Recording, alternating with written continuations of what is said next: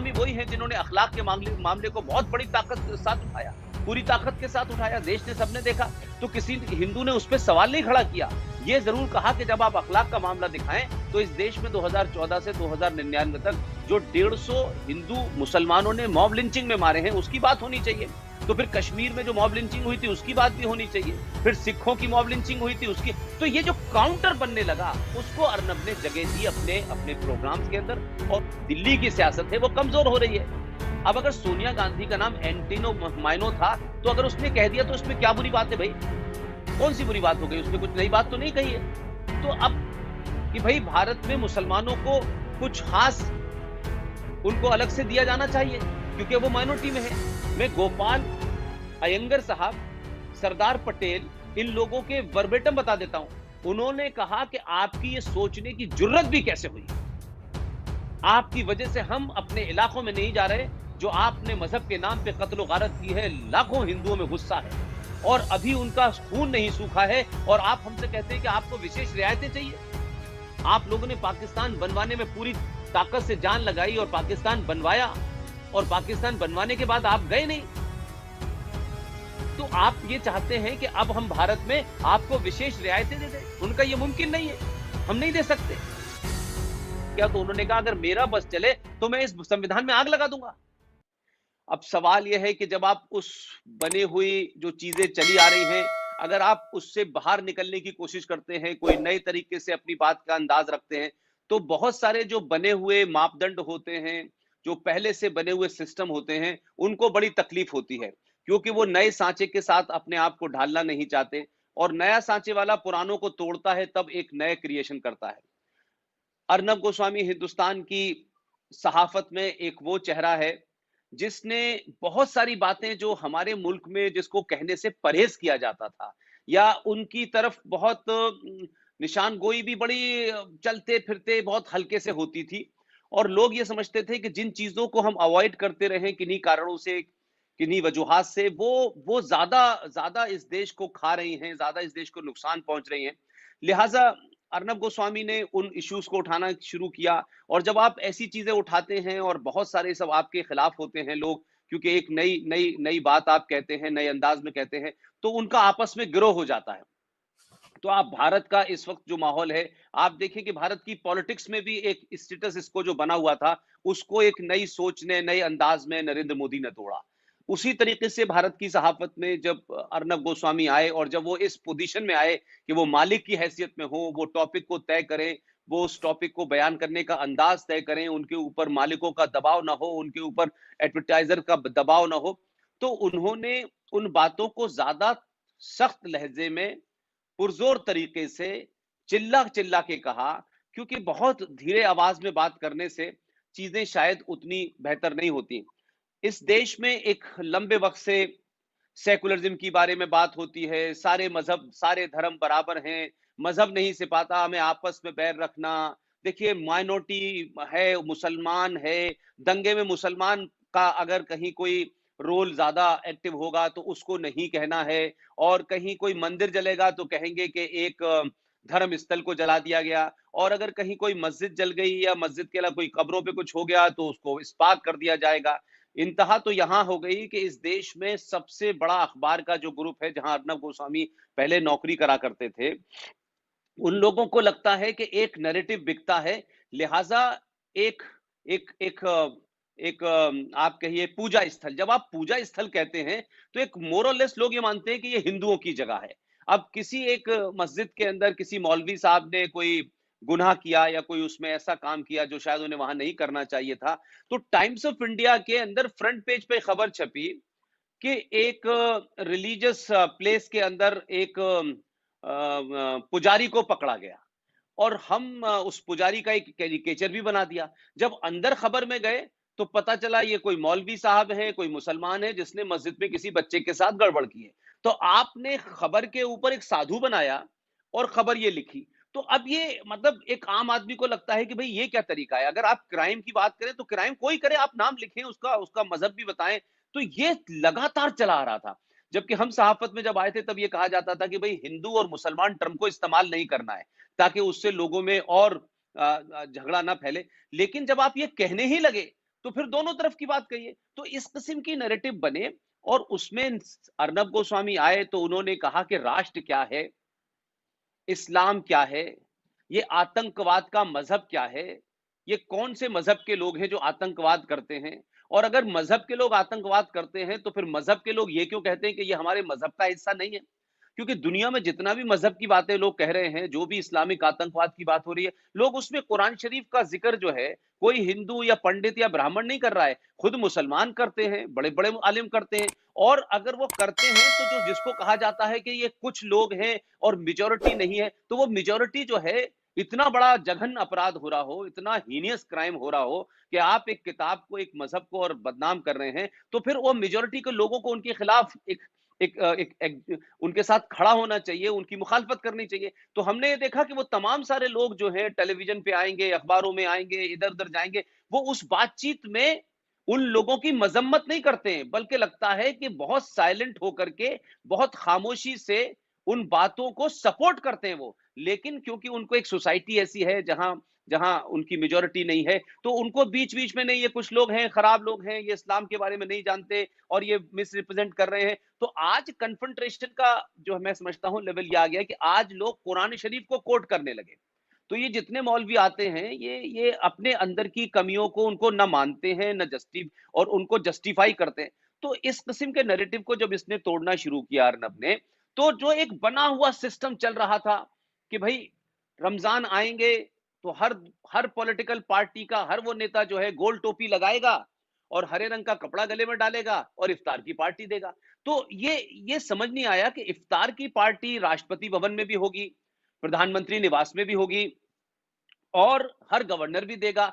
लेकिन क्या इस देश में किसी हिंदू फेस्टिवल को अगर आप ले लें, तो क्या राष्ट्रपति भवन में उसका उसका उसका कोई समारोह होता है, उसको सेलिब्रेट किया जाता है, उसमें बुलाए? तो धीरे धीरे धीरे धीरे जब से ये कम्युनिकेशन का दौर बढ़ा और ये तमाम डिजिटल मीडिया बढ़ा जिसके माध्यम से हम और आप बात कर रहे हैं, तो लोगों के अंदर एक लॉजिक और रीजन और गुस्सा आया कि भाई ये ऐसा है तो हम ऐसा क्यों नहीं कर सकते, और अगर ये ऐसे हैं तो फिर हमें हमारे साथ क्यों। तो वो एक तरीके से कहते हैं ना, क्या कहते हैं कि लोग काउंटर करने लगे। उस काउंटर की परसेंटेज इस देश में जो छुपी हुई थी, दबी हुई थी, वो बाहर निकली और उसको बाहर निकालने में अर्नब गोस्वामी का एक बड़ा हाथ है। अब दिल्ली के दंगे की बात होगी तो दिल्ली के दंगों में अगर कोई आईबी का अफसर, इंटेलिजेंस का अफसर मारा गया है, तो किसने मारा है उसका नाम मत बताओ। दिल्ली के दंगों में मस्जिद का इस्तेमाल किया गया, उसका नाम मत बताओ। ये खलीफट के नारे लगे, उसका नाम मत बताओ। मारने वाले का नाम मत बताओ, इंप्लीमेंट करने। तो ये जो एक तरफा चीजें हुई, उससे लोगों में गुस्सा है और अर्नब गोस्वामी को लगा कि लोगों को बुरा लगे तो लग जाए। अब उसने एक कॉन्स्टिट्यूंसी डेवलप की हिंदुस्तान के अंदर और उन्हीं मुद्दों के ऊपर बहुत मजबूती के साथ बोलने लगे। और वो एक इंग्लिश मीडियम बैकग्राउंड का आदमी था, अक्सर हिंदी चैनल बहुत सारी ऐसी बातें करते हैं तो उसको सोसाइटी कहती है अरे भाई हिंदी में तो ऐसे ही काम होता है, ये एक एटीट्यूड था। लेकिन एक इंग्लिश बैकग्राउंड का आदमी जो हिंदी बेल्ट का नहीं था, आसाम का रहने वाला था, उसने जब जोर जोर से बोलना शुरू किया तो लोगों को लगा कि भाई अब तो धीरे धीरे देश बदल रहा है, लोगों की सोच बदल रही है। तो उनके बिजनेस को नुकसान होने लगा और पॉलिटिकल पार्टीज जो थी वो एक्सपोज होने लगी। और इस दौर में, मोदी के दौर में, आप जो भी दिल चाहे कहिए, तो उसके खिलाफ एक माहौल लगातार बन रहा था।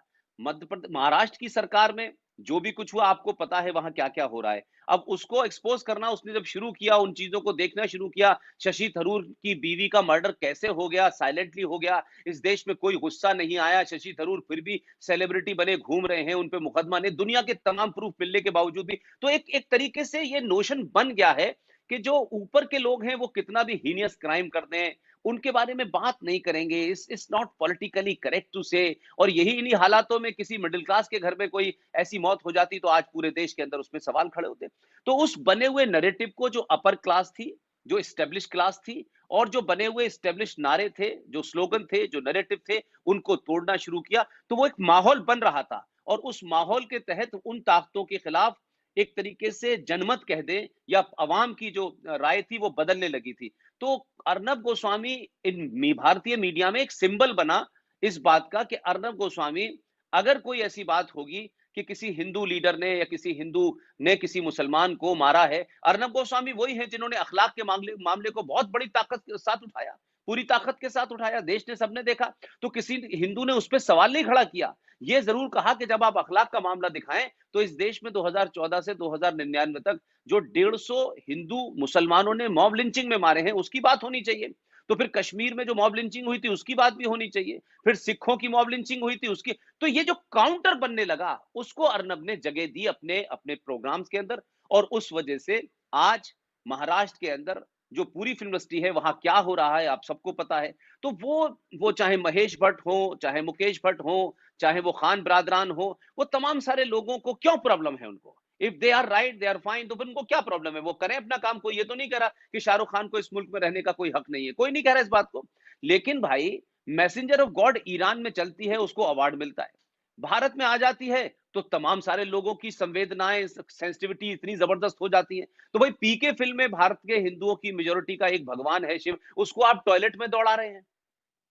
एमएफ हुसैन साहब नंगी तस्वीरें बना। तो ये काउंटर उस वक्त होता है जब आप एक नैरेटिव के खिलाफ नहीं बोलते और दूसरे नैरेटिव को ज्यादा बढ़ा चढ़ा के बोलते हैं। और दुनिया में, आरिफ भाई, मैं ये मानता हूं कि कोई भी दुनिया में कहीं कोई मेजोरिटी के सेंटीमेंट्स को हर्ट करके लगातार हर्ट करे और वो अगर मेजोरिटी रिएक्ट नहीं कर रही है तो आप उसको उसकी कमजोरी समझने लगे।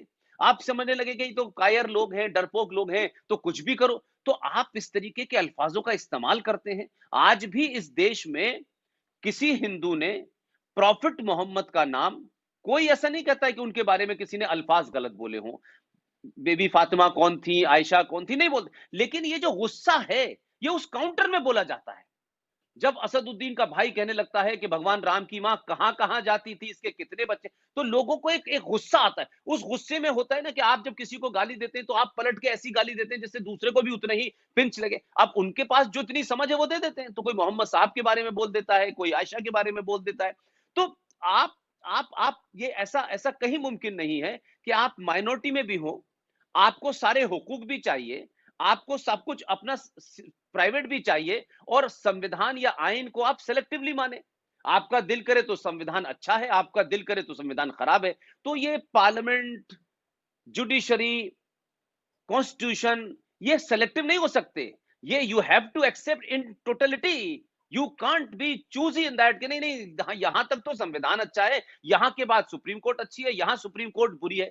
तो हमने पिछले 10-12 केसेस में ऐसा देखा कि सुप्रीम कोर्ट ने याकूब मेनन जो है, सुप्रीम कोर्ट में याकूब मेनन को जजों ने मार दिया।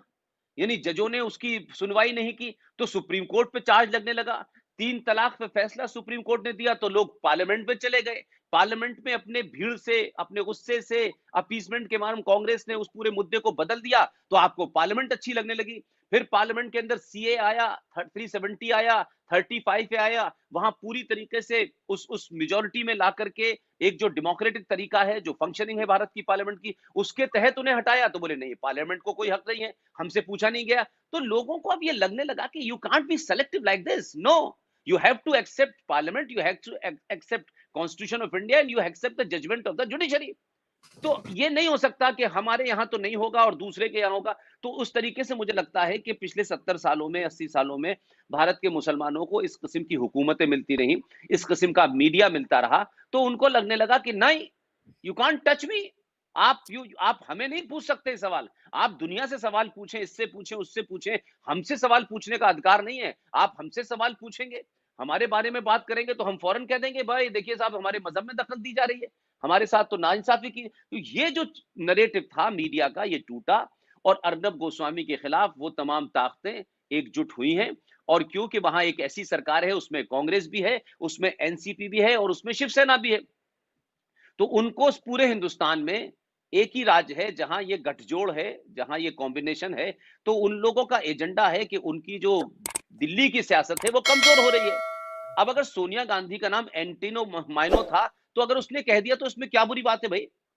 कौन सी बुरी बात हो गई? उसने कुछ नई बात तो नहीं कही है। तो अब लोगों को इतने टची बनाया गया है कि नहीं, वो इसी नैरेटिव में जाने। अरे गांधी का मतलब, गांधी से, गांधी जी से तुम्हारा कोई संबंध ही नहीं था। गांधी नाम आया कहां से? लेकिन आप उसको चलाए जा रहे हैं। तो आपने इन सवालों को लोगों को लगने लगा और उस पे विकिपीडिया पे जब लोग जाते हैं तो मिलता है। लिहाजा अर्नब गोस्वामी का सिर्फ इतना ही उसका बेचारे का जुर्म है कि वो इस देश में बने हुए इस्टेब्लिश जो एक तरीके का नैरेटिव था उसको तोड़ करके उसने नया नैरेटिव खड़ा कर दिया। तो आज वो मीडिया के तमाम सारे लोग जो पॉलिटिकल पार्टीज के अंदर लोगों को वजीर बनवाते थे, 50-50, 80-80 करोड़ के मकान लेते थे, बाहर विदेशों में जाते थे। वो नैरेटिव टूट करके जो कॉमन हिंदुस्तानी आज उसकी बात हो रही है, तो उस पे सवाल नहीं उठाना चाहिए। और हम जैसे लोगों की दिक्कत ये है कि हम ये पूछते हैं कि भाई ये मुल्क आपने सेकुलर बनाया, हमने कोई सवाल नहीं खड़ा किया। भाई जब ये भारत का आईन बना, तब भी ये मुल्क सेकुलर था। ऐसा तो नहीं था 1950 से लेके 1976 तक इस देश में मुसलमानों को इसलिए मारा गया कि मुल्क में हमारे आईन में सेकुलरिज्म नहीं लिखा था। हमारे मुल्क में सेकुलरिज्म चल रहा था, लोगों को लेकिन 76 में जब आपने इसको लीगली ऑफिशियली जब सेकुलर कर दिया, तो फिर इस देश के अंदर ये अलग से माइनॉरिटी कमीशन क्यों है? मुस्लिम एजुकेशन बोर्ड क्यों है? फिर ये हज कमेटी ऑफ इंडिया को संवैधानिक दर्जा क्यों दिया हुआ है? तो ये सवाल होने लगे कि भाई जब सब बराबर हैं और स्पेशली एक 20 से 25-30 करोड़ की आबादी हो, वो माइनॉरिटी में कैसे हो सकती है? क्या उसका बेसिस है कोई? तो ये सवाल आज इसलिए हो रहे हैं कि आज अवेयरनेस बढ़ी है लोगों में। आज इस मुल्क के अंदर बहुत सारी चीजें हैं। लोग ये ढूंढते हैं कि आखिर इतना रिच मुल्क, ये कहा जाता है कि साहब दुनिया के सबसे एक जमाने सोने की चिड़िया था, तो सोने की चिड़िया था तो इसको लूटा किसने? तो लोग ये नहीं बताते कि बाबर आया था, औरंगजेब आया था, हुमायूं आया था, ये उनके नाम नहीं बताते। वो ऐसा लगता है कि सोने की चिड़िया पता नहीं कब था। तो भाई सोने की चिड़िया था तभी तो सोमनाथ लूटने आए थे आप। क्या मंदिरों की मूर्ति लेने आया था गौरी वहां पे? क्या मथुरा में मंदिरों को लूटने के मतलब क्या था? कोई ईंटें चाहिए थी, कोई मूर्ति चाहिए थी क्या उसको? क्योंकि उस जमाने में सारा पैसा लोग मंदिरों में ही रखा करते थे। तो सोने की चिड़िया था वो।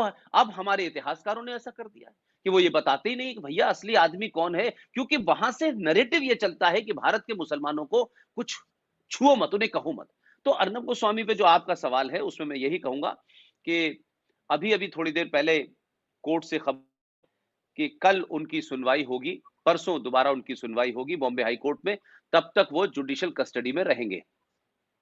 तो अब बॉम्बे हाई कोर्ट है, आप जानते हैं कि कोर्ट का लोकली बहुत सारा इन्फ्लुएंस भी होता है, जबकि कोई ऐसा मुकदमा उनके ऊपर नहीं है। 2018 में कोई किसी ने केस किया था और उसको फिर वो क्लोजर रिपोर्ट भी लग गई, कोर्ट ने एक्सेप्ट भी कर लिया और कोर्ट ने ये भी सवाल किया कि without the permission of the court आप उस मुकदमे को दोबारा कैसे शुरू कर सकते हैं। लेकिन क्योंकि उस वक्त कहीं ना कहीं कोई उनको मिल नहीं रहा है कुछ, क्योंकि उसका दामन साफ है, तो उसको इतना दागदार कर दो ताकि मीडिया में उसकी क्रेडिबिलिटी कम हो जाए। और जितने अपोनेंट हैं, 240 से 45 चैनल है, वो उसके खिलाफ है, क्योंकि उन सब की दुकानें बंद हो रही हैं, उनकी टीआरपी नहीं है, लोग उनको देखते नहीं हैं, उनकी कमाई नहीं है। तो कुल मिलाकर के मुझे लगता है कि अर्नब गोस्वामी इस बदले हुए माहौल में एक नए हिंदुस्तान की जो डेफिनेशन है, जिसको हिंदुस्तान की अवाम और हिंदुस्तान के सियासी लीडर और जो हुकूमत में है वो सब बदलने में लगे हुए हैं। तो लोगों को दिक्कत है, ये उतनी ही दिक्कत है जैसे कांग्रेस को बीजेपी से दिक्कत है, जैसे समाजवादी पार्टी को दिक्कत है, जैसे लालू को दिक्कत है। इसी तरीके से मीडिया में जो सेकुलर की दुकानें थी, जो सिर्फ झूठे सेकुलरिज्म पे बिकती थी, उन लोगों की दिक्कत है। तो उसका वो विक्टिम है। और मुझे उम्मीद है, क्योंकि मेरी उनसे जाती वाफियत है, तो मुझे नहीं लगता कि कोई मसला होगा, लेकिन कुछ दिन के लिए ये जरूर चलेगा। और बिहार का रिजल्ट जो 10 तारीख को आएगा और परसों लास्ट फेज है, अगर रिजल्ट जैसा कि माना जा रहा है, अगर उस अंदाज में आ गया, तो महाराष्ट्र की सरकार 15 दिन की मेहमान नहीं रहेगी। देखिए, बाला साहब ने एक बार कांग्रेस के बारे में कहा था कि अगर जिस दिन भी मुझे यह एहसास हुआ कि शिवसेना कांग्रेस के साथ या खड़ी होगी, उसी दिन मैं इसका वजूद खत्म कर दूंगा। ये उनके वर्ड हैं। अब सियासत एक ऐसी चीज है कि उसमें आदमी आता तो कुछ कहते हुए है, करता कुछ है। शिवसेना का जो पूरा कैरेक्टर है वो एक आप ऐसे समझें कि बाला साहब जो ठाकरे थे, ये बेसिकली बिहार के रहने वाले थे और ये माइग्रेट होते होते महाराष्ट्र में सेटल कर गए इनके पूर्वज। लेकिन हुआ ये कि ये उस दौर में खड़े हुए जब वहां खासतौर से ये जो टाइम्स ऑफ इंडिया नाम का जो ग्रुप है, वहां बहुत सारे मजदूर लीडर वहां उभरते थे। और वो मजदूर लीडर जो थे वो हमेशा मिलों में, क्योंकि वहां तमाम सारी मिलें थी और ये गुजरात और बॉम्बे महाराष्ट्र एक ही हुआ करता था उस जमाने। तो वहां छोटी छोटी बात पे मजदूरों की हड़ताल होती थी, मिलें बंद हो जाती थी। तो बड़े बड़े वहां कम्युनिस्ट जो लीडर थे, जो जो उन उन उन मजदूरों के लीडरों को की क्यादत करते थे, उनके खिलाफ किसी को खड़ा करना था। तो बाल ठाकरे को उस वक़्त टाइम्स ऑफ इंडिया जैसे ग्रुप ने, बड़े-बड़े बिज़नेसमैनों ने इसको खड़ा किया कि भई ये जो पूरा जो मज़दूर लीडर्स हैं, इनके खिलाफ हमें एक ताकतवर आदमी को खड़ा करें और काउंटर करें। और वो उस वक़्त उनकी ज़रूरत थी, लिहाज़ा उनको प्रोजेक्ट किया गया और खूब बाला साहब ठाकरे को बड़े-बड़े जगह दी गई, उनको बहुत बड़ा आदमी बताया गया, उनकी सोच को, उनके उनकी उनके विचारों को, उनकी आइडियोलॉजी को प्रमोट किया गया। तो उस वक़्त सिर्फ़ उन्होंने ये शुरू किया कि मुंबई फॉर महाराष्ट्र, मराठियों के लिए है, मुंबई वासियों के लिए है, बाहर वालों के लिए नहीं है। अब वो लोगों को आमची मुंबई करके एक मूवमेंट चलाया, हमारी मुंबई, और वो लोगों को इसलिए लगा कि ज़्यादातर जगह ये हुआ है कि चाहे वो आसाम हो या बंगाल हो, जब दूसरी जगह से लोग आते हैं और उस शहर के लोग काम नहीं करते, थोड़ा-सा आराम तलबी में चले जाते हैं, तो उससे चीप लेबर मिलती है और धीरे-धीरे उस सूबे में या उस शहर में वो बाहर के जो लोकल वर्कर आते हैं, वो ज़्यादा जगह बनाते हैं, ज़्यादा मेहनती होते हैं, ज़्यादा कमाने की कोशिश करते हैं। तो पूरे आपके बिहार का, यूपी का, यानी हिंदी बेल्ट का बहुत सारे लोग वहां जाने लगे। तो अब क्योंकि वहां लोकल लोगों के लिए जॉब नहीं थे, लोकल लोग छोटे जॉब भी नहीं करना चाहते थे, और उस खाली जगह को इन लोगों ने भरा, तो बाल ठाकरे ने आमची मुंबई के नाम से एक पूरा मूवमेंट चलाया और महाराष्ट्र जो है महाराष्ट्रियंस के लिए है, वो लोगों को अपील किया, मिडिल क्लास को अपील किया, तो धीरे धीरे वो उस तरीके से स्टेब्लिश किया गया। मीडिया ने उनको प्रोजेक्ट किया और आखिर में जब वो आ गए, तो जब वो सेटल हो गए, जब वो एस्टेब्लिश हो गए, जब ये शिवसेना शिवाजी के नाम पे बन गई, तब उन्होंने फिर दूसरी काम ये किया कि भाई अब एक एजेंडा पूरा हो गया, तो हाउ टू सर्वाइव। तो suddenly he become a extreme hardline Hindu.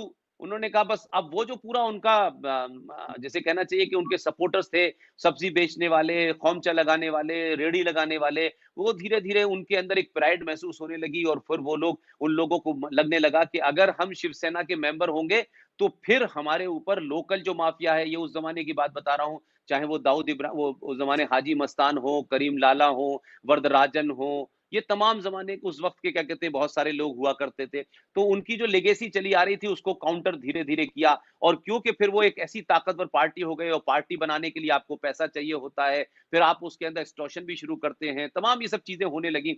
और धीरे धीरे वहां दो हिस्सों में बढ़ गया, यानी जो हिंदू बदमाश है, जो हिंदू गुंडा है, वो शिवसेना उसको सपोर्ट करेगी, और अगर कोई मुसलमान है तो उसको फिर दाऊद के लोग करेंगे, हाजी मस्तान की बैकग्राउंड से लेगेसी से निकले हुए लोग, तो वो धीरे धीरे इसमें बंटने लगा। तो अब वो क्राइम जो था उसका लोगों ने मजहब के रूप में भी इस्तेमाल करना शुरू किया, और फिर वो देश भर में एक हार्ड लाइन हिंदू स्टेटमेंट देते थे। तो जो पूरे हिंदुस्तान में लंबे वक्त से सेकुलरिज्म की लड़ाई की वजह से हिंदू के अंदर छुपे, तो पूरे देश में उनको लोगों ने कहा यार ये सीधी बात करता है ये आदमी, ये कोई इधर उधर की बात ही नहीं करता कि भाई पाकिस्तान की टीम यहाँ क्यों आएगी, यहाँ क्यों खेलेगी, पाकिस्तान के साथ हम नहीं खेलेंगे, वो हमारे यहाँ आतंकवाद। तो इस तरीके की चीजें अपील करती हैं लोगों को, क्योंकि आप लंबे वक्त तक किसी चीज से महरूम रहते हैं, या आपके अंदर गुस्सा होता है, आप कह नहीं पाते हैं, सोसाइटी के अंदर खास माहौल होता है। तो शिवसेना इस तरीके से स्टेब्लिश हो गई, और फिर वो शिवसेना, मुझे याद है कि बाल ठाकरे अगर वो ये कह देते थे किसी वक्त कि मैं दिल्ली आ रहा हूं, तो पूरे देश की पुलिस और आर्मी सब हड़कंप मच जाता था। तो बीजेपी के लिए मजबूरी ये थी कि बीजेपी वहां जब थी तो कभी सिंगल पार्टी नहीं बनवाई, तो लोकल वहां दो पार्टियां हैं। एक शरद पवार की पार्टी है जो कांग्रेस के साथ जाकर के हमेशा सरकार बनाती है, एक शिवसेना है जिसके लोग जो बीजेपी के साथ बनाती है। तो दो रीजनल पार्टियों को, दो नेशनल पार्टियों की जरूरत हुई हमेशा से, वो वहां होने लगा।